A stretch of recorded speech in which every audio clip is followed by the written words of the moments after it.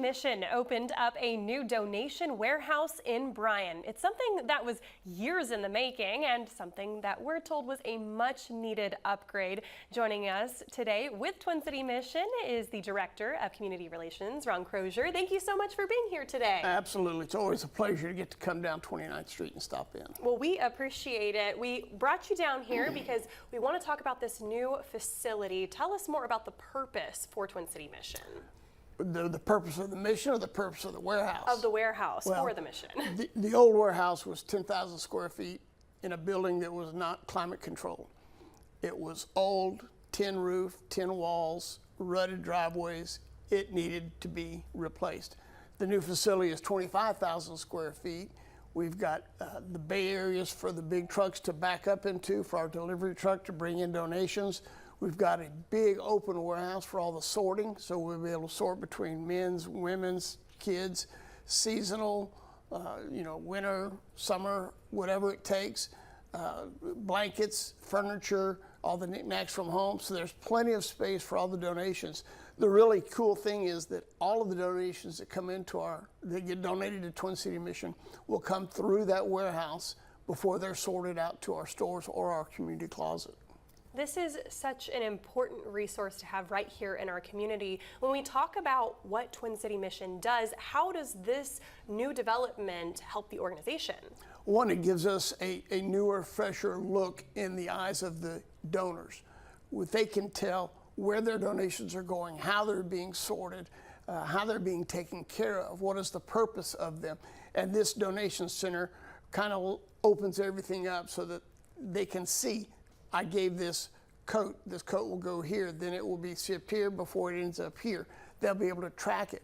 And that's one of the really cool elements of having a facility of this size is there's space to work where you're not on top of each other. For the volunteers that come out and work, for the community service workers that are working in the warehouse, there is space to be out there and feel like you matter, that your efforts are being acknowledged and appreciated, that you can come in, you can come to work in a climate controlled facility. You know, we're fixing to go into the hot months. It doesn't feel like it outside today, but we're fixing to have hot months, so we'll need the heat. We'll turn right around in the fall. The winter will get here to be time to where the cold weather will be coming in, and we'll have heated space for our volunteers to work. So it's for our staff and our clients who work in our donation and resale services program. This was a much needed facility, and it is a feather in the cap for Twin City Mission as an agency in our community because it shows that we're being responsive to our community's wants and needs.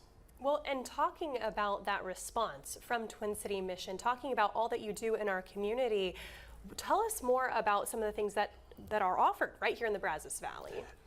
That's a great question because we like to think that we're a sheltered community and that things like domestic violence and homelessness, those only happen in the major metro areas. But we're here to tell you that those things happen right here in our backyard, not just in Bryan-College Station and Brazos County, but the 7 counties of the Brazos Valley region.